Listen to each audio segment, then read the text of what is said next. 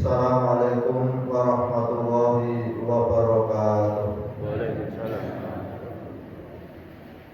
Al-Fatihah. A'udzu billahi minasyaitonir rajim. Bismillahirrahmanirrahim. Alhamdulillahirabbil alamin. Arrahmanir rahim. Maliki yaumiddin. Iyyaka na'budu wa iyyaka nasta'in. Ihdinas siratal mustaqim. Siratal ladzina an'amta 'alaihim ghairil maghdubi 'alaihim waladdallin. Amin. Bismillahirrahmanirrahim. Lan lawang kaping pindhone asuk tegese drengki lan ares tegese rakus. Drengki lan rakus mongko ana rusake anak Adam iku sebab drengki lan rakus maring suwiji kang ora kelawan idine syarat. Lan lawan kaping telune iku sabun tegese kebak wetenge nuruti nafsu weteng saking pepanganan lan senajan halal. Krana setulune wareg iku dadi nangekake ing syahwat lan syahwat iku agamane setan.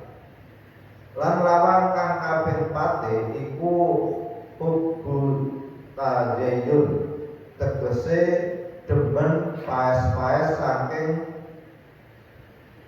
penganggo pakaian lan liyane. Lan paes-paesi omahe kelawan paes-paes krana setulune menungso tetkalane tukul ing dalem atine demen paes-paes mongko mancing setan ing dalem ati lan nuli ngendhok setan ing dalem ati lan nuli netes mongko nuli ora gengser-gengser setan ngajak paes-paesi omahe lan jembarake temboke lan nuli ngajak paes-paesi kelawan sandangane lan nuli tunggangane lan nuli narik pira-pira kesenangan dunya. Bismillahirrahmanirrahim. Jadi kita ini benar-benar dituntun oleh Mbak Kiai agar hati kita itu benar-benar hati yang selamat dari godaan setan atau dari penguasaan setan. Ya, hati itu akan selamat kalau kita bisa menjaga pintu-pintu yang setan itu akan masuk ke dalam hati kita. Nah, di antara pintu-pintu yang dibuat masuk setan itu adalah sifat kita. Di sini ada beberapa sifat manusia yang dimana itu merupakan pintu-pintu masuk setan. Yang pertama adalah marah. Itu sifat manusia. Kalau manusia itu dibikin marah, disakiti atau dikecewakan, itu kan akan marah. Maka ketika kita itu marah, maka pintu itu terbuka sehingga kita akan dikuasai oleh setan. Akhirnya ucapannya juga tidak dikendalikan, tangannya juga akan memukul, kakinya akan menendang itu karena sudah pintu kita buka lalu tidak segera kita kuasai. Akhirnya setan menguasai hati kita sehingga apa yang kita lakukan pada saat marah itu adalah ya karena dikuasai setan nanti. Itu yang pertama. Lalu yang kedua itu adalah drengki ya. Drengki kalau ini kan sifat manusia itu. Kita dalam diri kita kadang-kadang kalau ada tetangga lebih kaya kita juga iri begitu. Nah ini kalau tidak kita kuasai kita akan dituntun oleh setan sehingga akan melakukan hal-hal yang tidak baik, terus mengatakan hal-hal yang wah orang itu kaya karena punya jabatan begini lah, itu kan padahal belum tentu kan gitu. Nah ini kalau tidak dikendalikan kita akan terus melakukan hal-hal yang akhirnya kita akan terbawa oleh penguasaan setan. Lalu ini pintu yang ketiga yaitu rakus. Nah, ini bagaimana sabda Rasulullah itu, seandainya anak Adam itu punya 2 gunung dan 1 gunung berupa emas dan 1 gunung, dia itu belum puas, ingin gunung yang ketiga. Ini memberikan gambaran pada kita bahwa kita itu tidak ada rasa puas. Sudah punya rumah 1 ingin punya rumah 2, sudah punya rumah 2 ingin rumah 3, sudah punya toko 1 ingin toko 2, dan itu terus. Itu sifat manusia. Nah ini kalau tidak kita kendalikan, nanti akhirnya kita akan dituntun oleh bisikan-bisikan setan. Bisikan setan itu apa? Mumpung kamu masih muda, kumpulkan harta sebanyak-banyaknya. Nanti kalau kamu sudah tua, sudah pensiun, tidak bisa bekerja, tidak ada penghasilan, kamu punya tabungan banyak. Apalagi kalau kamu nanti sakit-sakitan, siapa yang membiayai kalau kamu tidak mulai sekarang menabung dan sebagainya. Setan menakutkan pada kita itu penderitaan dan kemiskinan, sehingga orang kadang-kadang kalau tidak bisa mengendalikan bisikan-bisikan setan ini, dia akan mengikuti nasihat setan. Makanya kelihatan bagus, kamu masih muda, punya jabatan, manfaatkan jabatan itu, kumpulkan harta sebanyak-banyak. Nanti kalau kamu sudah pensiun kan tidak bisa memanfaatkan jabatan itu. Nah, akhirnya banyak yang kita lihat tuh sampai orang itu sudah punya rumah 5 masih korupsi, akhirnya diburu KPK. Tuh. Atau orang yang berdagang itu dia ingin sukses, dia dibisiki setan tadi, kamu tuh harus punya cabang di sana, punya cabang di sana, misalnya punya rumah makan. Kamu tuh harus mumpung masih muda, bagaimana bisa membuat rumah makanmu itu besar, di jalan sana ada cabang, di jalan sana ada. Akhirnya kalau dia tidak bisa mengendalikan keinginannya, dia datang ke dukun pesugihan. Nah, kalau sudah ke dukun pesugihan, ini sudah setan sudah masuk. Misalkan saya ceritakan, saya juga punya teman yang nasibnya parah banget. Nah, itu dia punya rumah makan. Nah, rumah makan sudah jalan, tapi karena keinginannya agar rumah makannya itu bisa buka cabang di mana-mana, dia ingin pokoknya nanti kalau sudah tua punya uang banyak, kalau dia sakit-sakitan tidak mau merepotkan anaknya. Ini kan nasihat yang bagus, nasihat setan itu.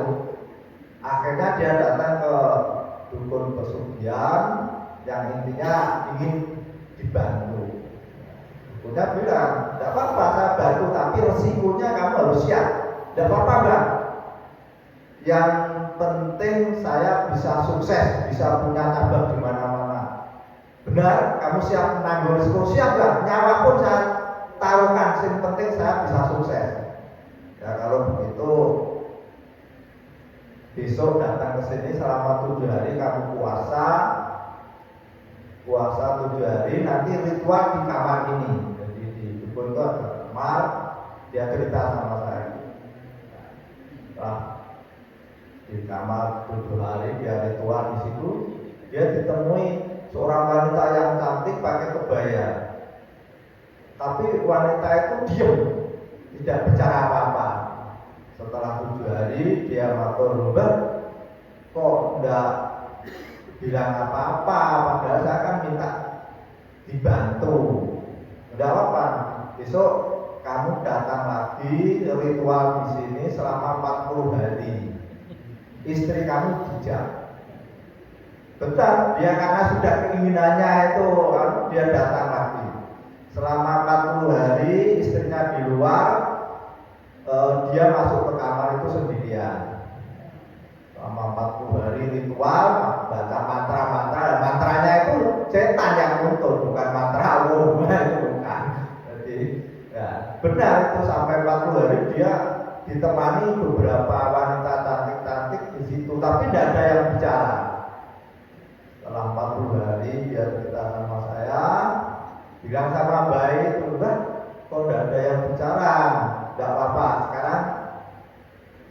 selesai, kamu pulang, kamu urus rumah makan itu. Setelah dia rumah makan, tapi setiap 1 minggu kamu harus ritual di rumahmu sendiri, kamu bikin kamar khusus untuk ritual. Tidak boleh ada orang lain yang masuk, termasuk anak kamu. Ya benar, bikin rumah dengan ruangan khusus untuk ritual setiap 1 minggu sekali, dan setiap Sabtu Kliwon dia bilang itu ada ritual khusus dari Isya sampai subuh tidak boleh tidur, baca mantra-mantra. Ya akhirnya benar.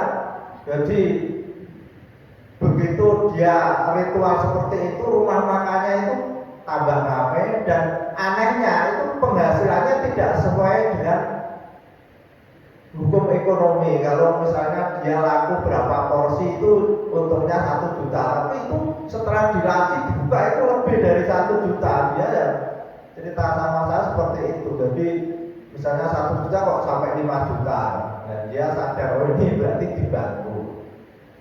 Setelah itu berjalan sekitar 3 tahun, dia bisa buka cabang di mana-mana, ada 5 cabang. Setelah dia punya rumah makan 5 cabang, dan mulai ada resiko istrinya sakit. Sakit itu dibawa ke rumah sakit itu dokternya bingung, penyakitnya berubah-ubah, kadang kepalanya sakit, kadang jantungnya tidak. Sehingga dokter spesialis pun tidak menemukan penyakit yang secara medis. Itu dibawa ke rumah sakit berulang-ulang, sehingga akhirnya selama 6 bulan itu istri itu meninggal. Lalu dia tetap usahanya jalan. Setelah dia melakukan ritual itu, dia setiap ritual itu mesti ada suara istrinya itu kesakitan. Dia sudah mulai kacau ini. Dia kacau karena barangkali meninggalnya istrinya itu karena tumbal, resiko. Setiap dia melakukan ritual, dia dengar suara istrinya kesakitan, sehingga mentalnya dia down.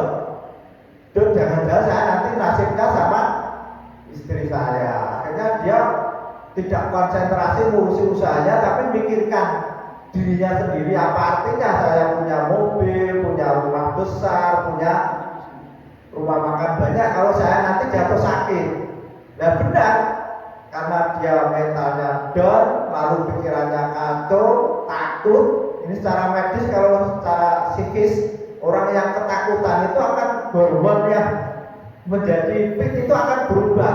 Jantungnya kacau, nafsu makannya kurang, tidur tidak nyenyak. Ini cara medis kan begitu. Orang yang ketakutan benar, orang yang diburu-buru KPK itu mesti akan jatuh sakit, karena memang ini hukum alam. Jadi orang yang takut benar itu hormonnya akan kacau. Jadi organ-organ tubuh yang vital seperti jantung, seperti paru-paru, lambung dan sebagainya itu akan rusak akibat pikiran-pikiran atau rasa takut yang berlebihan.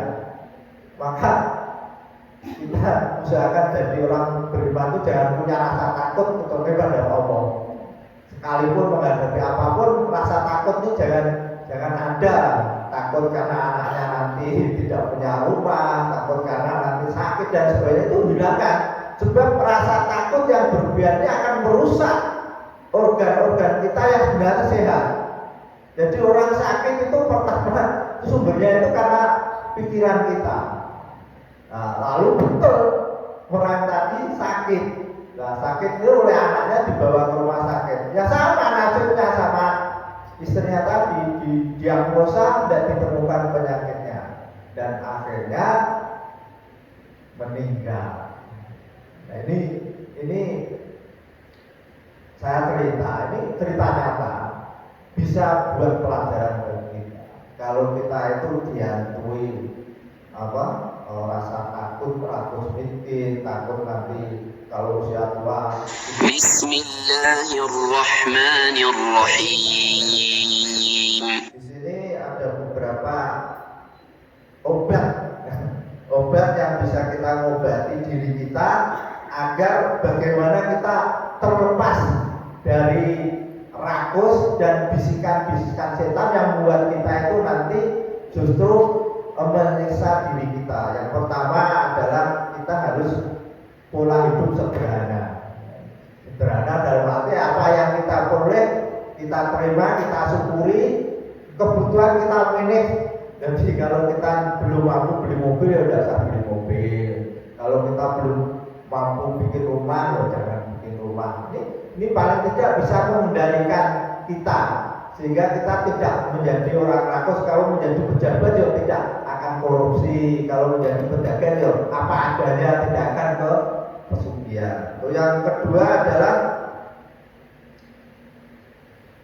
setiap bisikan setan yang ada pada diri kita membisikkan kamu nanti menjadi orang miskin, kamu kalau tua tidak punya uang apa-apa, kalau sakit bagaimana, maka kita bentengi, kita obati bisikan setan itu, kita lawan bahwa apapun yang sudah ditentukan oleh Allah itu pasti akan terjadi. Kalau Allah akan melapangkan rezeki, siapapun yang menghalangi itu tetap orang itu akan, rezeki itu akan turun.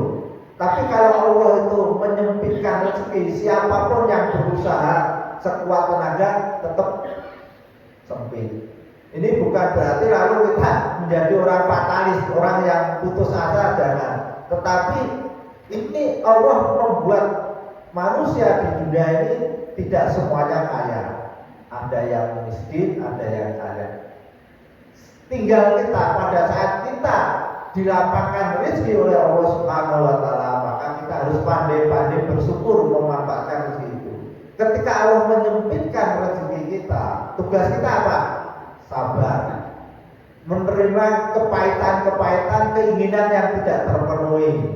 Kita ingin punya rumah besar, tidak keturutan. Kita ingin punya mobil, kita bersabar. Dan sabar ini adalah merupakan tabungan akhirat, karena pahalanya itu besar. Di saat orang kesulitan ekonomi, lalu kita bisa sabar, bisa menerima qanaah apa yang sudah diberikan oleh Allah pada kita, itu tabungan di akhirat. Jadi kita kan punya pemikiran ya sakit-sakit dahulu di dunia tidak apa-apa, waktunya tidak lama, tapi besok di akhirat kita memperoleh hasil yang banyak dan itu lebih lama. Wal akhiratu khairu wa abqa, dan akhirat itu lebih baik dan lebih kekal. Ini pegangan kita. Paling tidak kalau kita sudah punya pegangan seperti ini, di saat ada bisikan setan menakutkan kemiskinan, harus melakukan hal-hal yang tidak sesuai dengan agama, kita bisa menolak. Apa artinya saya kaya harus sebentar lagi meninggal, dan setelah meninggal kita akan punya resiko yang besar akibat perbuatan kita. Al-Fatihah.